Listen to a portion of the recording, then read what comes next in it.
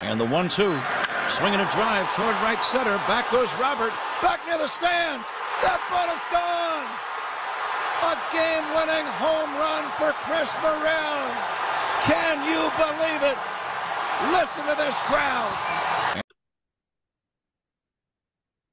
And welcome back to the Brotherly Cubs podcast.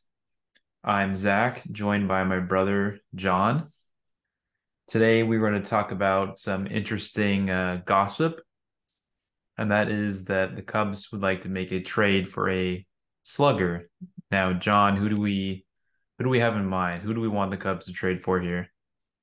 Well, obviously, I mean, you're looking at, Juan Soto. Juan Soto is definitely out there, according to multiple media outlets, rumored at least. Obviously, Pete Alonso is still there. So that's not going away. I don't know. Is there any other? Those are the two big ones that I've heard. Yeah, there is no other trade candidate at this point aside from minor signings, guys like David Bednar, closer for the Pirates. I saw an interesting proposal for the Cubs to add Ha-Sung Kim in his trade with Soto in order to sort of, I guess, alleviate the problems they'd have with third base, getting rid of Morel. So let's dive right into it. If the Cubs do end up trading for Juan Soto, then I think they'll give up Christopher Morel. There was a report from Bruce Levine that said Chris Morel would be the crown jewel offering in a trade for Soto. And the reason being is that would happen if the Cubs took on the full salary, basically. So they took on his whole salary for 2024. That would be enough for the Padres to pull the trigger, and some other accounts or media, figureheads have pushed back and said, no, that's not enough. They need to go ahead and give up a few other prospects in the deal.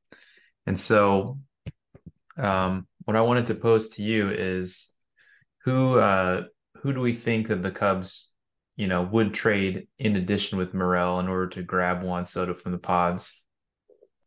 Well, I had just I had just saved some notes on my iPad and now it's not there anymore.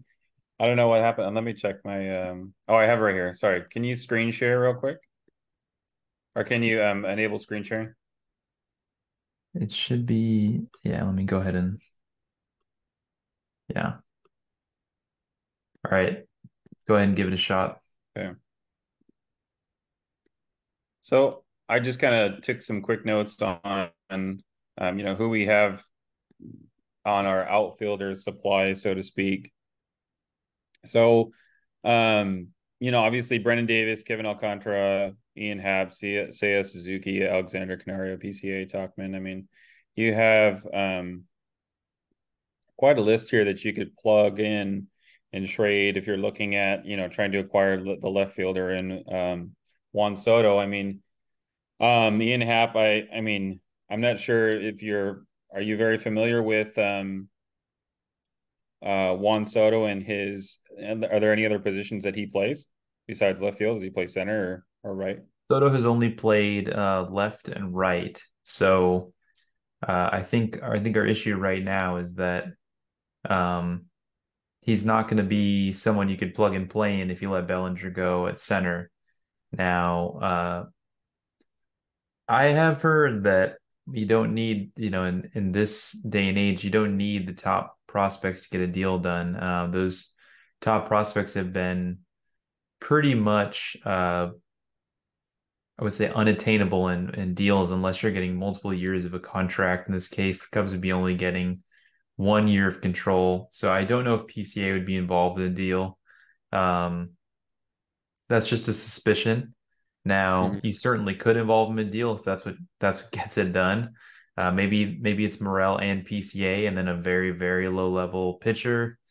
I don't want to say low level, but if we're talking like a guy like Cole Franklin, the Cubs DFA'd a guy like Ryan Jensen, who was a 2019 draft pick.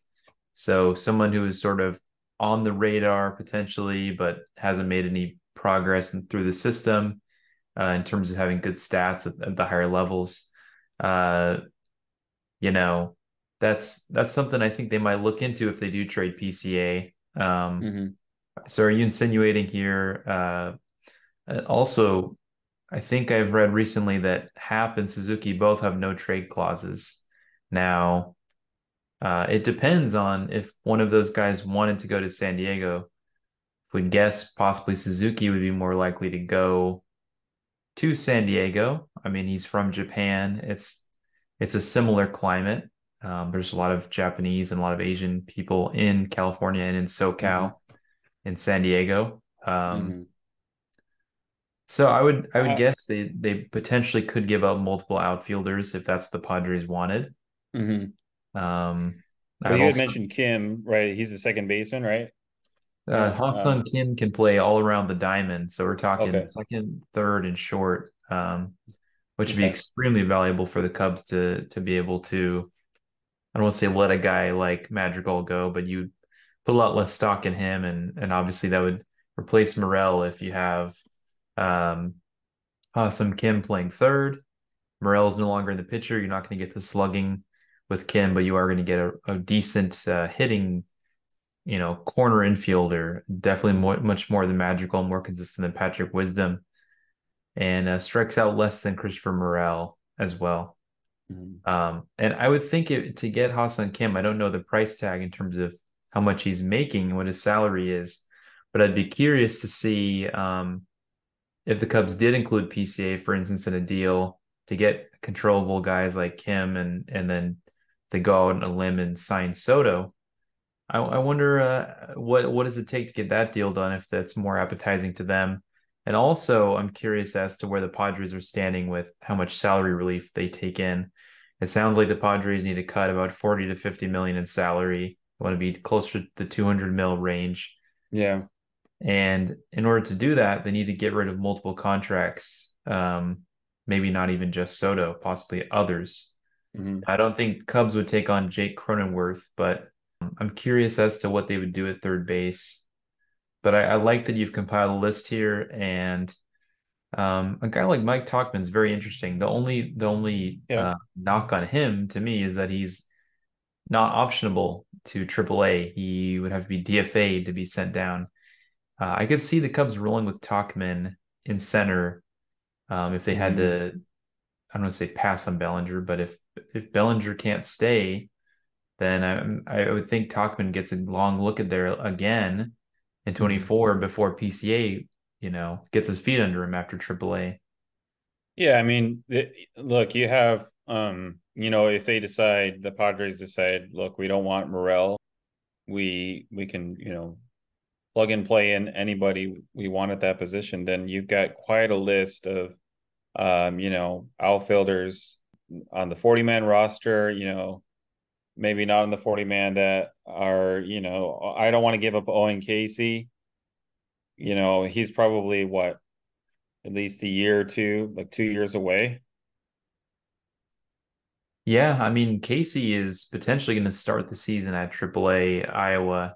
My only Hmm. question with him is, can he get the strikeouts down a little bit? Some of his numbers were unfairly, he was striking out a little bit more because of the increased grip on the ball at AA, which was only a first half type deal.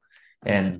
that increased grip on the ball was a pretty massive, it caused a massive spike in strikeouts for him. He was at a 45% strikeout rate for a while, and he went down to closer to 30%. So clearly there's something there with the normal baseball being thrown. The pitchers can't spin the ball as much. They can't get that nasty spin and downward action. Not even just a sweeper, but a really, really good curveball. Potentially that was making Casey be susceptible, especially against lefties. Now, I'd love to see what he can do at Iowa next year. And the MLB Pipeline prospect ranking says Owen Casey as the number 3 prospect on the Cubs list. Hmm. So clearly there's something the Cubs like there. There's also a lot they like with Kevin Alcantara as he's at the Arizona Fall League. He put up Right. solid numbers and he's only 21. And the other thing is Casey is also 21. So these guys are pretty young. Yeah, The they A's have 20. time. They're definitely high upside guys, and that's something you can dangle in a trade. Now, I'm curious among PCA, KC, Alcantara, Canario, is there any one of those four guys that you'd like to move in a trade for Juan Soto? I mean, Canario, we've only, he had what you call, a cup of coffee, right? I mean, Mhm. at the major league level. So I'd like to see kind of what he can do more.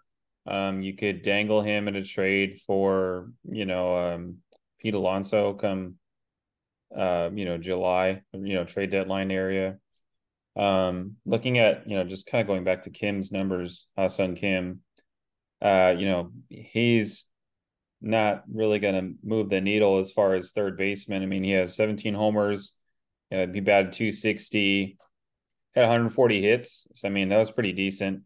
His fielding percentage was 98.2, I think, which was the best since Freddie Galvis. Galvis, am I saying that right? Galvis.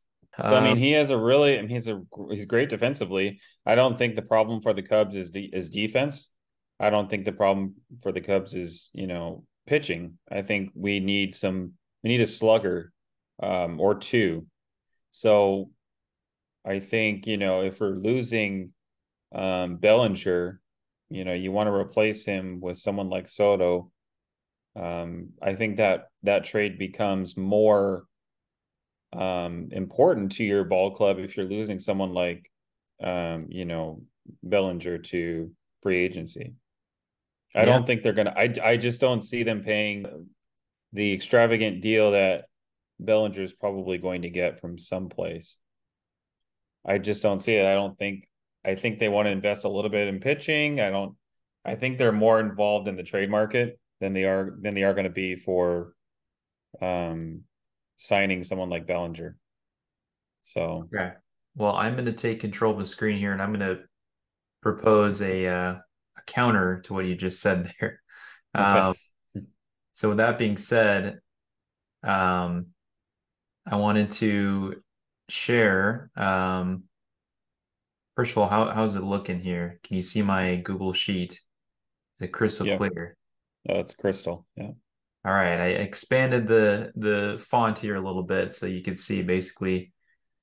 Um, I'm proposing that Jed Hoyer and Carter Hawkins, if they make a trade for Juan Soto, I'm Mm-hmm. going to ask that they give up Christopher Morel, Alexander Canario, and potentially Matt Mervis, either or maybe Canario Mervis, along with potentially Jackson Ferris and either Javier Assad or Hayden Wisniewski. And then if they need to dip Wow. into the pool, I would only maybe use two pitchers, but Ben Brown might be able to get that deal done.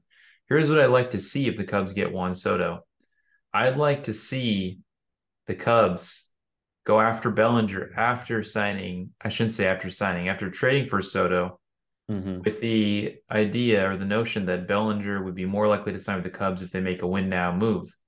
Now, the Cubs, if I remember correctly, signed Bellinger on I think a 19 or $20 million deal last offseason before they got Swanson. But my theory is that with enough winning moves, signing Stroman, signing Suzuki in the previous offseason, and then getting Dansby Swanson, Mm-hmm. I got that backwards. Getting Bellinger was enough to get Dansby Swanson to sign. So you're starting to accumulate some position player depth here. And you've got Mm-hmm. Nico Horner and Ian Happ extended out a few years.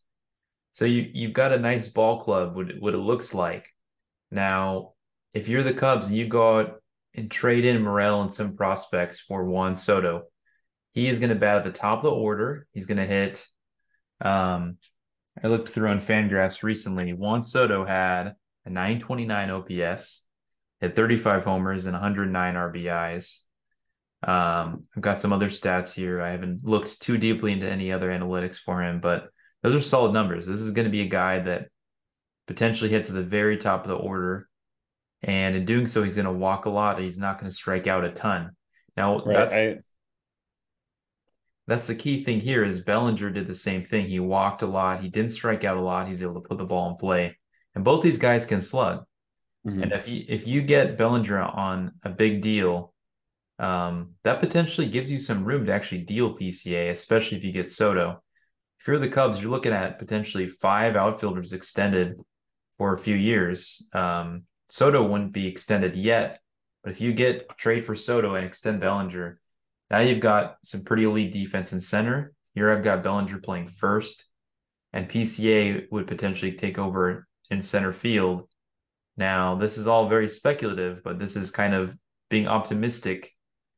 And then you'd have to re-sign a guy like Candelario to play third. That's still a discussion point. Who knows? We don't really have a nice outline for third yet. Any thoughts on if that could lure Bellinger back to Chicago? Yeah, I think um, it just depends on what he wants to do, right? I mean, if some guys are just in it for the money and they're looking for that big payday because, you never know when you're going to get injured. You never know, um, when you're going to have that huge contract again and you're going to be able to cash in. I think he had a great year. And so I think he's looking to cash in as much as possible. Um, I mean, obviously it helps to have Juan Soto on your roster. So if you make a trade for him already, you signal, to your free agent like Bellinger that, hey, we're ready, especially if you go out and grab, a starting pitcher as well. Maybe just one starting pitcher, maybe a relief or something in free agency. Yeah. So I think a lot of it depends on what Cody wants to do. Mr. Bellinger, I guess I don't want to call him by his first name. We're on a Belly. first name basis. Belly, yeah. So I mean, it just depends on what his preference is, what his, Mhm. what he truly um value competing and winning? Because I think we have a really good roster. I think we're maybe just a couple hitters away, like a Soto or an Alonso away. I'm kind of curious to see what that Alonso trade tab looks like on the bottom of your screen there. All right, so let's pivot here and assume the Soto trade is too much. And before I get into the Alonso tab, 822 OPS last year, 4 to 6 bombs, 118 ribbies, 118 baby back ribs. Um, that's insanely good. Now he had a 217 average, but the OPS is what we're looking at. And I think it would take less to get him. Tabbing over here. You think it would take less to get Alonso? I think it would take less to get Alonso. I think that 822 OPS has He's 217. older. Now he's going to be a home run hitter. He's a right-handed hitter. I like the idea. This is kind of wanted to go back to Soto here for just a second before Pete. Now, this tab has Soto playing DH because the Cubs don't have an empty corner outfield spot. If one of the corner outfielders waived or no trade, then you could open up a spot and potentially that would be a bigger need for having Bellinger back if you traded one of the major league ready guys. But this assumes that all else equal, most of the team comes back. But Soto could also fill in for Suzuki or Happen left or right, or play first. You could shuffle guys around. I don't know if he's played first too much, but this is really valuable to me in getting Soto. This is why I like him more than Alonso. We talked about the OPS, the walk rate looks really good for him. He draws a ton of walks. He gets a lot of really good counts and wears the pitcher down. He's got lefty power, which is very valuable, and he can play a few positions. That gives you a lot of flexibility to rest guys down the stretch. The DH role can be used to rest somebody, get them off their feet out of the defense. Now, if we look at Pete Alonso, and that last one was having Juan Soto DH, which again, that could be switched around. If Pete Alonso comes to this team, he's a right-handed bat, still got tremendous power and arguably more power than Soto. He's going to be a right-handed bat that doesn't walk as much. He strikes out more. His average is down, so he's not going to get on base as much. The key to his 822 OPS was his 500 slug. That is ridiculous. That's what's driving his number up. And that does scare me a little bit as if his power went down. You don't like the fact that he had a 322 on base due to his low batting average. That's something to think about, I think. That's something to to think about an RBI situation, you got runners on second and third or first and second. Juan Soto is more likely to keep the baton going, get the relay rolling, get a run in, get the bases juiced. Alonso is more likely to swing for the fences. He may hit a double, he may strike out. That's part of your risk. In this situation, again, I have Morel going for the deal in for Pete Alonso, and that in turn makes the Cubs have to re-sign Candelario or risk rolling out Madrigal. There's not a nice clean option there for third, but he's a solid hitter. He's a switch hitter. He hit a ton of doubles last year, and that's what he does. He hits extra base hits, that Jaime Candelario. So, and I've also got Canario here DHing. Like you said, you can get more opportunities to him at the DH role if Morel goes. Canario could slide right in there, and he's considered a better plus defender than Morel in the outfield. Yeah, I mean, it just depends on, are you ready? Do you want to roll the dice with someone like Alonso that is, high strikeout, high home run rate, versus someone that, and I mean, I'm trying to look up the numbers for Soto and for Alonso. I should be sharing my next tab. I had his Fangraphs page up here.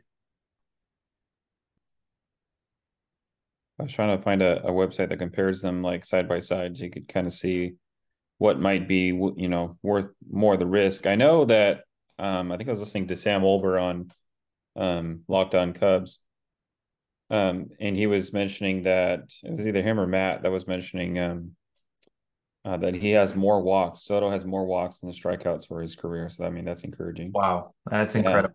That's something you won't see with Pete Alonso. Exactly. So that, you kind of have to look and see, how many strikeouts does, Pete Alonso have? Is it that high? Are you willing to, trade for a guy that, might strike out and go on these, sometimes he goes on these lulls or streaks of, homerless droughts, I guess you'd say. In just quickly looking at these numbers here, it looks like Pete Alonso's got a career 870 OPS. So that's a big sample there. You've got almost 3,000 plate appearances, an 870 career OPS. With Juan Soto, he's got a career 945 OPS. So we're talking, that's still about 70 points higher than Alonso. And they have about the same amount of service time, it looks like, right? About 4 or 5 years or so, like 5 years. A similar amount of yes, a similar amount of plate appearances too. I mean, we're talking plate appearances. These are really examples to draw from and say, hey, look at how they've done. And they're the biggest thing with Soto.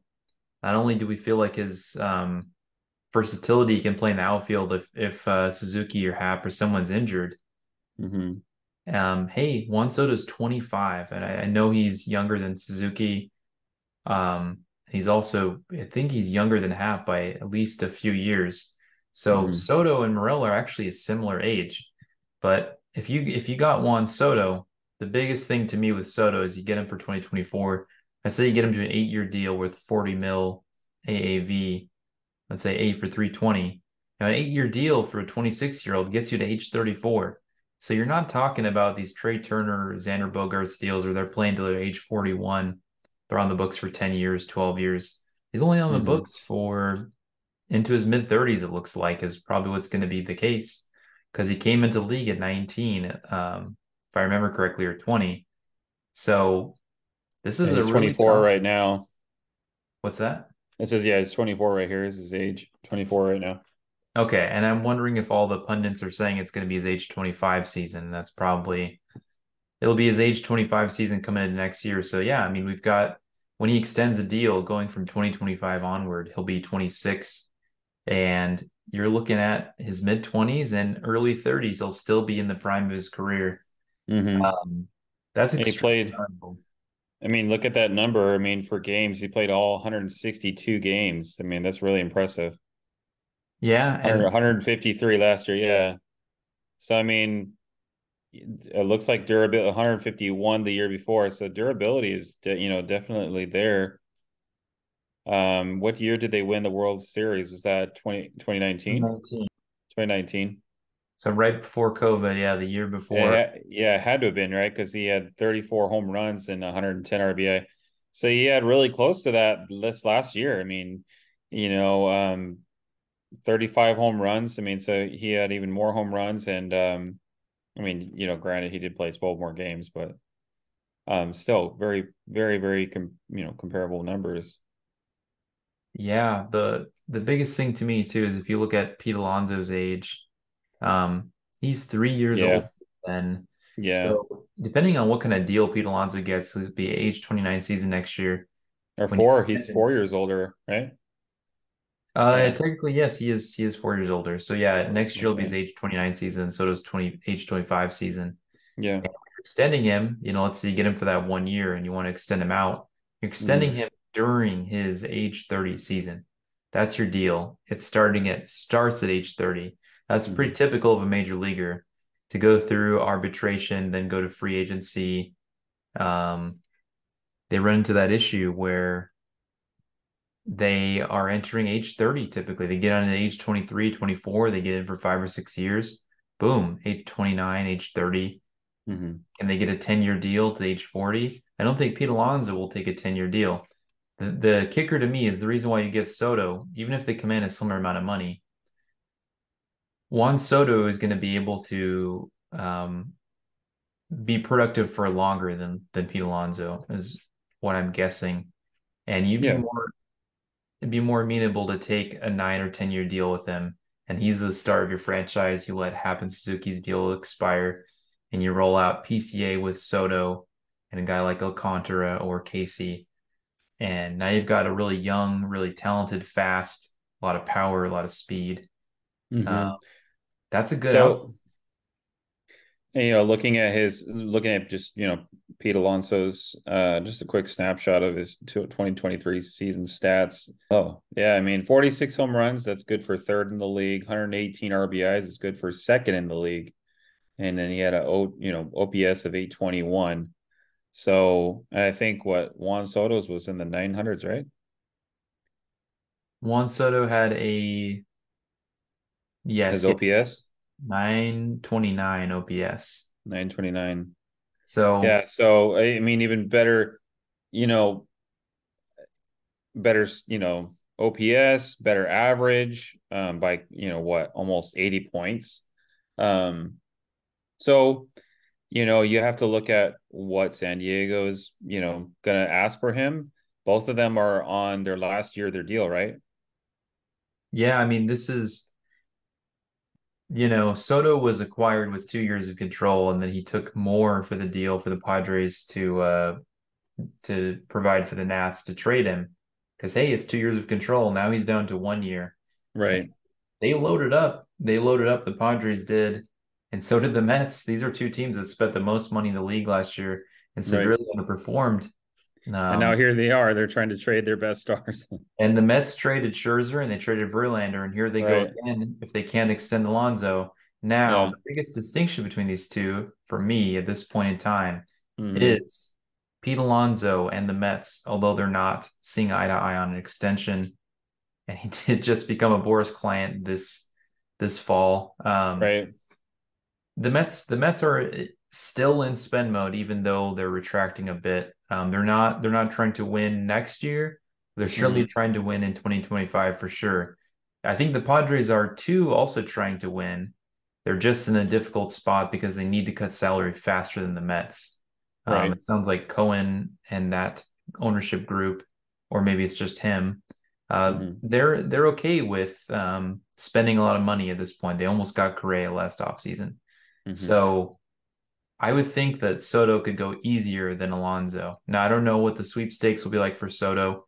Make it competitive. The Cubs may have to dip into guys like Brown. Let's look at these top prospects here. Hmm. Um, I just keep in mind, Soto is also represented by Boris.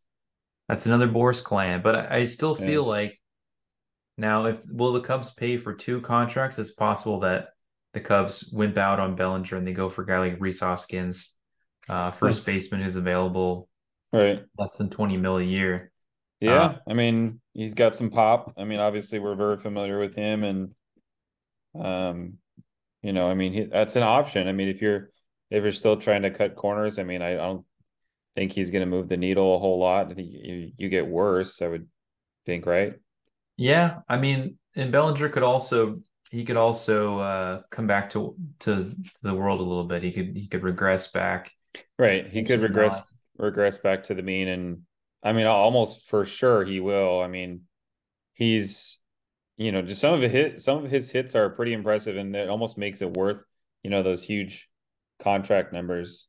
The 33 million looks like he's projected to make at least 33 million Yeah, in the biggest thing arbitration. Talking about Soto, the biggest thing for the Cubs right now for any of these three guys, Bellinger, Soto, Alonso, is the amount of years on the deal. I right? believe, and I do think at this point, while I want the Cubs to extend Bellinger, and I think it's possible they get to him if they make a big trade. Hmm. They may have to spend a ridiculous amount of money to get all those guys. That may Right. make a move like trading Stroman that might make that more likely because maybe they have to trade Stroman in order to cut that 20 mil. And Yeah. 20 mil is going to go towards Bellinger's pay raise and also diving into an extension for one of those two folks, Soto and Alonso. I Hmm. do hope that the Cubs don't have to trade either of PCA or Cade Horton. Those guys seem like they're making their way to Chicago next year. PCA for sure. Hmm. He already has some service time. Very few at bats, obviously. He's going to make his way there. I can almost guarantee it. Cade Horton's got to pitch at AAA, Hmm. and he's got to be successful. He's got really good stuff. If the Cubs bring him up early, he might slide into the bullpen and just get a limited look and get his feet under him. So I Right. don't think we see Cade Horton dominate in 2024 as MLB Pipeline has here. They have him arriving to the bigs in 2025. I think that's much Yeah. more likely. And with a guy of his stuff, and the way they've been trying to develop pitching, you don't want to give him up in a trade for someone who might walk the next year. Cade Right. Orton, when he comes up, he's going to have 5 years of control. Hmm. According to the new CBA, I think they reduced the number from 6 down to 5. Now, 5 years of control, and then you can extend them or go through arbitration, then extend at that point.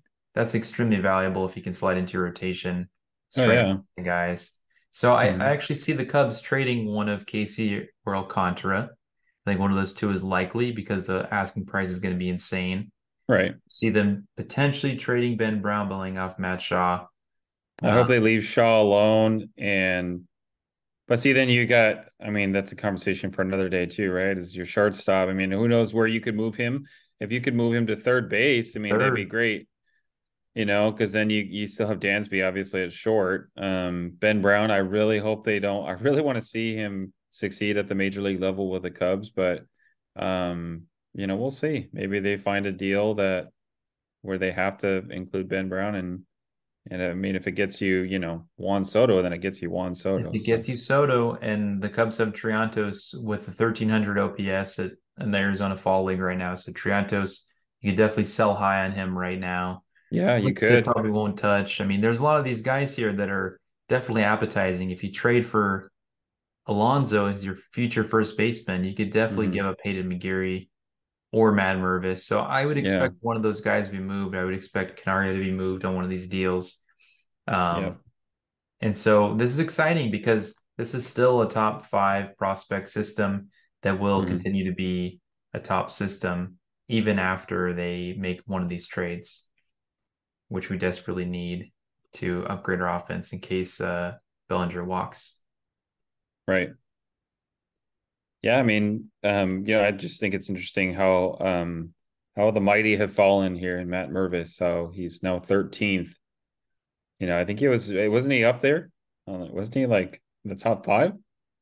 I mean, I think he was top 10, but yeah, he didn't have a Okay. great year at the bigs. He did well at Right. AAA, Yeah. and but that is what it is because maybe that's something they can do. They can move him, and I think one of Soto Hmm. or Alonso will end up playing first. So that might be what you do with Mervis, is you give him up And I think we'd be okay with that. That'd be an upgrade. You want a proven guy to play Yeah. first base.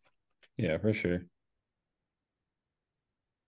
All right. And so we've made our rounds here. I think next time we can talk more about the World Series, as it'll probably be ending at that point. We've got the Rangers and D-backs playing. But thanks for the discussion, John. And this has been the Brotherly Cubs podcast. And I'll see you later. All right.